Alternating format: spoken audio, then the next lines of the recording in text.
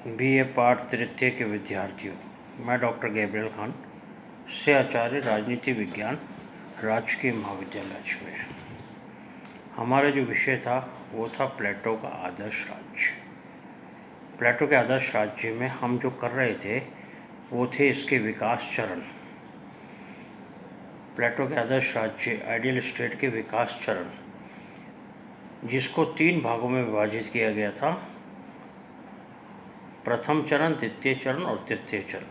प्रथम चरण में मैं आपको थोड़ा सा बता दूं, प्रथम चरण में उत्पादक वर्ग का उदय होता है, द्वितीय चरण में सैनिक वर्ग का उदय होता है और तृतीय चरण में दार्शनिक राजा का उदय होता है, जो कि सैनिक में से ही निकला है। विवेक, सैनिक में से जो विवेक है, जिसमें विवेक है, उसको दार्शनिक राजा कहता है प्लेटो।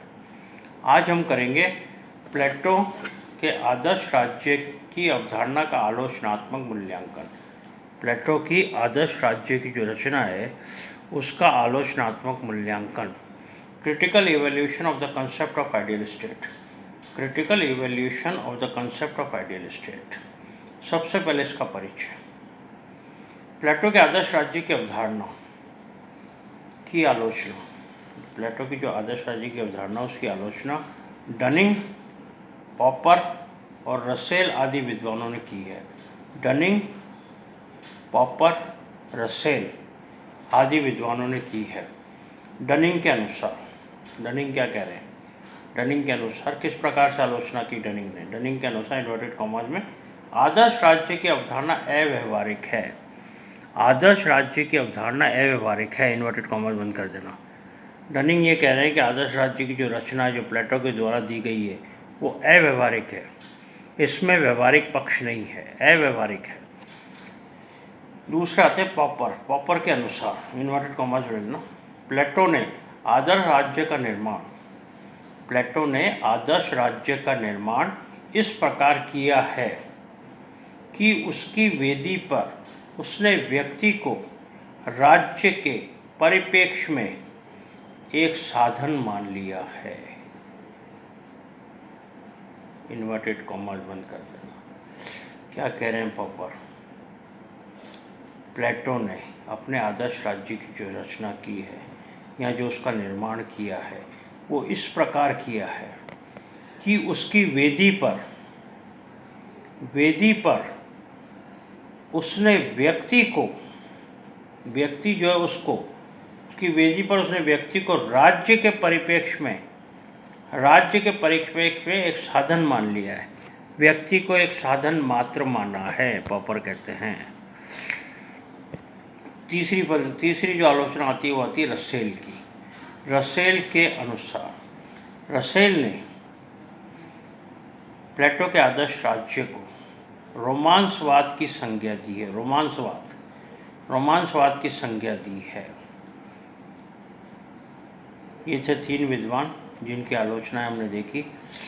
मोटे तौर पर प्लेटो के आदर्श राज्य की अवधारणा निम्नलिखित आलोचनाएं की जाती हैं। प्लेटो की जो आदर्श राज्य का जो निर्माण है या प्लेटो की जो आदर्श राज्य की रचना है उसकी आलोचनाएं निम्न प्रकार से की जा सकती हैं।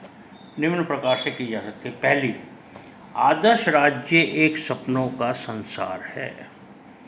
पहली आलोचना क्या बनी? आदर्श राज्य एक सपनों का संसार है। आदर्श राज्य एक सपनों का संसार है। प्लेटो के आदर्श राज्य की अव्यवहारिकता को देखते हुए, व्यवहारिकता नहीं है, अव्यवहारिकता को देखते हुए उसे एक सपनों का संसार, यूटोपिया, सपनों का संसार इंग्लिश में यूटोपिया कहकर पुकारा गया है। सपनों का संसार कहकर पुकारा गया है। उसे बादलों में स्थित एक नगर की संज्ञा दी गई है। बादलों में स्थित एक नगर की संज्ञा दी गई है। उसे ऐसा संध्याकालीन, शाम का, संध्याकालीन मतलब शाम का, संध्याकालीन तंतु कहा गया है। ऐसा संध्याकालीन तंतु कहा गया है जो क्षण भर के लिए दृष्टिगोचर होता है, थोड़ी सी देर के लिए दिखता है और रात्रि की नीरवता में विलुप्त हो जाता है। रात्रि में विलुप्त हो जाता है, रात्रि की जो निरवता है उसमें विलुप्त हो जाता है। तो क्या कहा गया आदर्श राज्य के लिए? आदर्श राज्य सपनों का एक संसार है, बादलों में घिरा हुआ एक नगर है, एक ऐसा तंतु जो रात्रिकालीन में थोड़ी देर के लिए दिखता है और रात की नीरवता में विलुप्त हो जाता है। आदर्श राज्य नीरी कल्पना एवं मृग तृष्णा है। आदर्श राज्य क्या है? नीरी कल्पना, केवल कल्पना, और मृग तृष्णा है। मृग तृष्णा है। तो पहली आलोचना है, आदर्श राज्य सपनों का संसार है। ये आलोचना बनी कि आदर्श राज्य केवल सपनों का संसार है, इसमें वास्तविकता कुछ नहीं है, अव्यवहारिक है। ये एक ऐसा तंतु है जो रात को थोड़ी देर के लिए दिखता है और उसके बाद रात्रि की नीरवता में विलुप्त हो जाता है। ये मृग तृष्णा है, यह कल्पना है। प्लेटो ने अपने आखिरी समय में भी यही कहा था कि मेरा आदर्श राज्य बादलों में घिरा हुआ एक नगर है जिसका अस्तित्व इस पृथ्वी पर कहीं नहीं है। ये प्लेटो के खुद के शब्द हैं अपने आदर्श राज्य के लिए कि मेरा आदर्श राज्य बादलों में घिरा हुआ एक नगर है जिसका अस्तित्व इस पृथ्वी पर कहीं नहीं है। प्लेटो के शब्द। तो पहली आलोचना बनी आदर्श राज्य सपनों का संसार है। दूसरी आलोचना स्वतंत्रता का निषेध। स्वतंत्रता का निषेध करता है आदर्श राज्य। प्लेटो का आदर्श राज्य व्यक्तियों को आवश्यक स्वतंत्रता प्रदान नहीं करता है। उसमें जो व्यक्ति रह रहे हैं उनको आवश्यक स्वतंत्रता प्रदान नहीं करता है। उसका आदर्श राज्य इतना नियंत्रणकारी है कि इसमें व्यक्तियों की सभी प्रवृत्तियों का विकास संभव नहीं है। इतना ज़्यादा नियंत्रण है कि व्यक्तियों की सभी प्रवृत्तियों का विकास संभव नहीं है। इतना ज़्यादा नियंत्रित है कि व्यक्ति अपना विकास नहीं कर पाता है। व्यक्ति की सभी प्रवृत्तियों का विकास संभव नहीं है। प्लेटो का आदर्श राज्य एक सर्वाधिकारवादी राज्य है और यह अपने स्वभाव से ही मानवीय स्वतंत्रता के हित में नहीं हो सकता है। अपने स्वभाव से ही मानवीय स्वतंत्रता के हित में नहीं हो सकता है। जिसका स्वभाव ही ऐसा है कि मानवीय स्वतंत्रता के हित में नहीं हो सकता है। दूसरी आलोचना स्वतंत्रता का निषेध। स्वतंत्रता का निषेध किया है।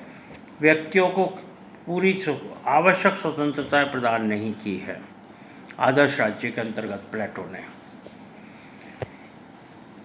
प्लेटो का जो आदर्श राज्य इतना नियंत्रणकारी है कि व्यक्ति की मूलभूत आवश्यकताएं या सभी प्रवृत्तियों का विकास संभव नहीं होता है। इसमें सभी प्रवृत्तियों का विकास संभव नहीं होता है। आदर्श राज्य स्वभाव से ही मानवीय स्वतंत्रता के हित में नहीं है। मानवीय स्वतंत्रता जो है उसके हित में नहीं है। ये था दूसरा पॉइंट। तीसरा पॉइंट आता उत्पादक वर्ग की नितांत उपेक्षा। उत्पादक वर्ग की नितांत उपेक्षा। सदैव उपेक्षा करिए उत्पादक वर्ग की। अब ये उत्पादक वर्ग कौन है? मैंने आपको बताया था विकास चरण में सबसे पहला चरण उत्पादक वर्ग की उत्पत्ति होती है पहले चरण में, जो आर्थिक आवश्यकताओं को पूरा करता है। राज्य की आर्थिक आवश्यकताओं के लिए उत्पादक वर्ग की उत्पत्ति होती है पहले चरण में। तो उत्पादक वर्ग जो है पहले चरण वाला, उसकी नितांत उपेक्षा की है। प्लेटो के आदर्श राज्य में उसके प्रथम वर्ग उत्पादक वर्ग की नितांत उपेक्षा प्लेटो के द्वारा की गई है। नितांत उपेक्षा प्लेटो के द्वारा की गई है। प्लेटो इस वर्ग के लिए दोनों वर्गों के समान ना तो शिक्षा की व्यवस्था करता है, ये जो वर्ग है उसका उत्पादक वर्ग, इस वर्ग के लिए प्लेटो दोनों वर्ग कौन से? सैनिक वर्ग और दार्शनिक शासक, दोनों वर्गों के समान ना तो शिक्षा की व्यवस्था करता है, इस वर्ग के लिए कोई शिक्षा की व्यवस्था नहीं है। प्लेटो राज्य में शिक्षा की व्यवस्था इस वर्ग उत्पादक वर्ग के लिए नहीं करता है, और ना ही सामाजिक ढांचे में उनको महत्वपूर्ण स्थिति प्रदान करता है, और ना ही सामाजिक ढांचा जो है उसमें इस उत्पादक वर्ग को महत्वपूर्ण स्थिति प्रदान करता है। ना तो इसकी शिक्षा की व्यवस्था करता है, ना ही इसे महत्वपूर्ण स्थिति प्रदान करता है। किसमें? सामाजिक ढांचे में। उत्पादक वर्ग की यह उपेक्षा राज्य के अस्तित्व को ही नष्ट कर सकती है। उत्पादक वर्ग जो है वो प्रथम वर्ग है, पहला वर्ग है, जिसकी उत्पत्ति आर्थिक आवश्यकताओं की पूर्ति के लिए हुई थी। यदि इसकी नितांत उपेक्षा की जाएगी तो ये राज्य को ही नष्ट कर सकता है, राज्य को ही समाप्त कर सकता है। ये थी तीसरी आलोचना। चौथी आलोचना आती है शासक वर्ग की निरंकुश सत्ता। शासक वर्ग जो है उसकी निरंकुश सत्ता प्लेटो के आदर्श राज्य में कानूनों और नियमों का पूर्ण अभाव है। प्लेटो का जो आदर्श राज्य उसमें कानूनों और नियमों का पूर्णतः अभाव है, पूर्ण अभाव है ही नहीं, ना कानून है ना नियम है। और इसमें दार्शनिक शासकों को निरंकुश सत्ता सौंप दी जाती है। दार्शनिक शासक जो है उसको निरंकुश सत्ता सौंप दी जाती है, जिसे किसी भी प्रकार से उचित नहीं कहा जा सकता, क्योंकि उसको निरंकुश सत्ता सौंप दी जाती है जो कि किसी भी प्रकार से उचित नहीं है, उसे उचित नहीं कहा जा सकता है। इन व्यक्तियों, ये जो दार्शनिक शासक है, इन व्यक्तियों, ये दार्शनिक शासक है को शिक्षा के द्वारा कितना भी विवेकशील क्यों ना बनाया जाए, ये जो दार्शनिक शासक है इनको शिक्षा के द्वारा कितना भी विवेकशील क्यों ना बना लिया जाए, परंतु फिर भी अनियंत्रित शक्ति पा जाने से, अनियंत्रित शक्ति, ऐसी शक्ति जिसके नियंत्रण ना हो, अनियंत्रित शक्ति पा जाने पर मानवीय स्वभाव के अनुसार इसमें दोष आना नितांत स्वाभाविक है। मानवीय स्वभाव के अनुसार इसमें दोष आना नितांत स्वाभाविक है। किसी भी व्यक्ति को अगर अनियंत्रित शक्ति दे दी जाती है तो ये मानवीय स्वभाव है कि उसमें दोष आना स्वाभाविक है।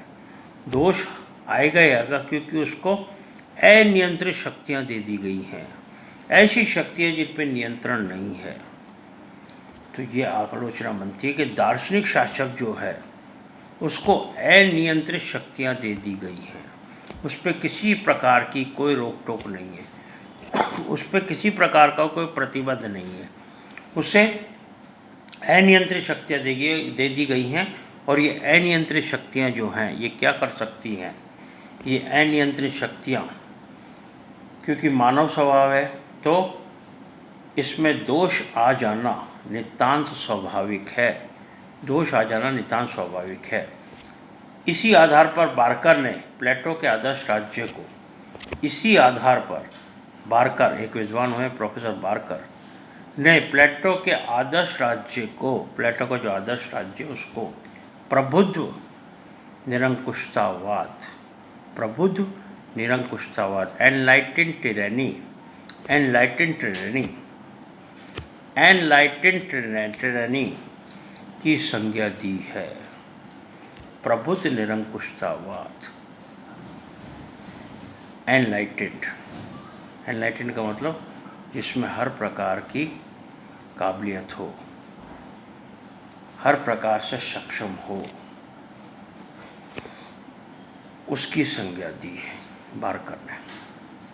तो ये था चौथा पॉइंट, शासक वर्ग की नितांत अपेक्षा, शासक वर्ग की निरंकुश सत्ता, शासक वर्ग की निरंकुश सत्ता, चौथा पॉइंट। क्योंकि शासक वर्ग को अनियंत्रित शक्तियाँ दे दी गई है, इसलिए यह आवश्यक है कि उसमें दोष आ जाना स्वाभाविक है, दोष की प्रकृति हो सकती है, उसकी दोष आ जाना स्वाभाविक है, क्योंकि उसके पास अनियंत्रित शक्तियाँ हैं। तो ये था चौथा पॉइंट, चौथा आलोचना, शासक वर्ग की निरंकुश सत्ता, शासक वर्ग को जो निरंकुश सत्ता दे दी गई है। आगे की आलोचना हम अगली कक्षा में करेंगे।